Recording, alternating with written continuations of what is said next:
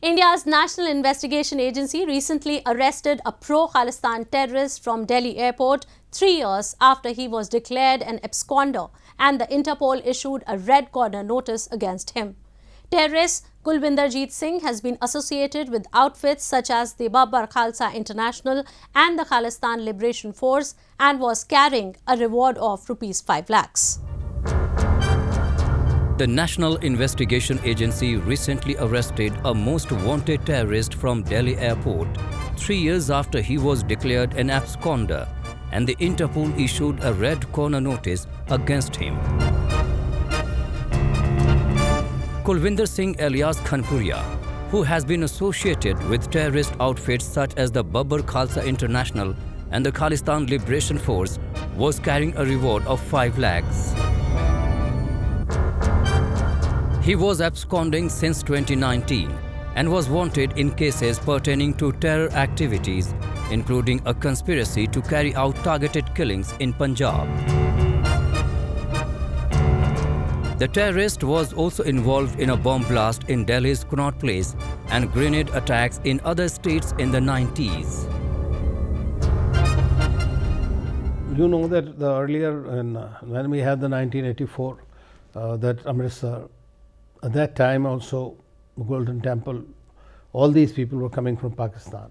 They were all being supported by Pakistan. So Pakistan uses terrorism as an instrument of its foreign policy.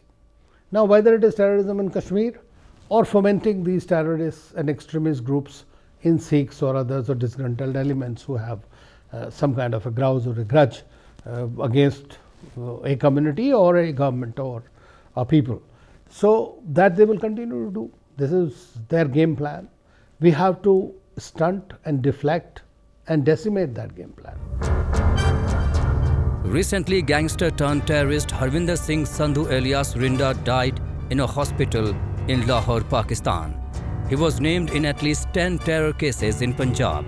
Reports suggest he was undergoing treatment for a kidney ailment allegedly triggered by a drug overdose.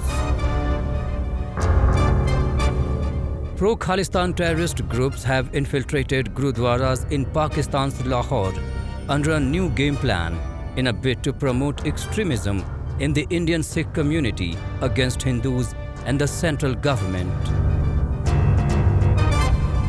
Pak-backed Khalistan elements are continuously attempting to disturb Punjab's peace, stability and communal harmony.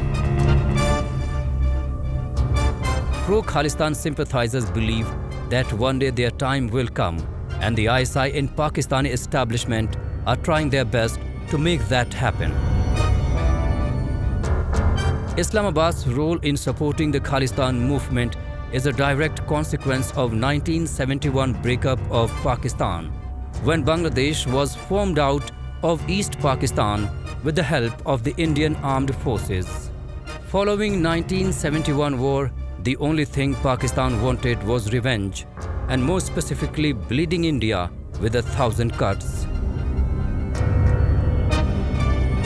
Thus, post-1971 Pakistan's policy and strategical measures underwent transition and became entirely dedicated to hurt India along the religious, political and ethnic lines. In this way, the foundation of the Khalistan movement was laid. The ethnic cleansing, forced conversions, targeted attacks on gurudwaras have reduced the Sikhs, Hindus and the Christians into a small fraction of a community in Pakistan. Yet Pakistan assumes to be the champion of Khalistani causes and support the Khalistan militancy.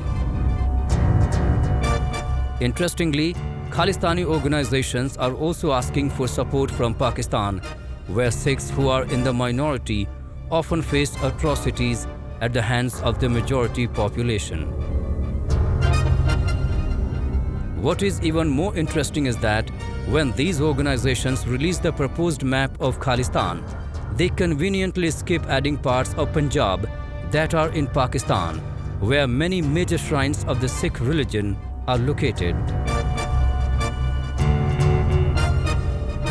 I think the Khalistan idea of Khalistan is essentially a non-resident idea, and it survives and thrives in the minds of some of these Sikhs who don't want living in USA, Canada, UK and some other countries, and of course in our neighbor in Pakistan, who don't want to see India as a stable country, and they will continue to create this kind of mischief.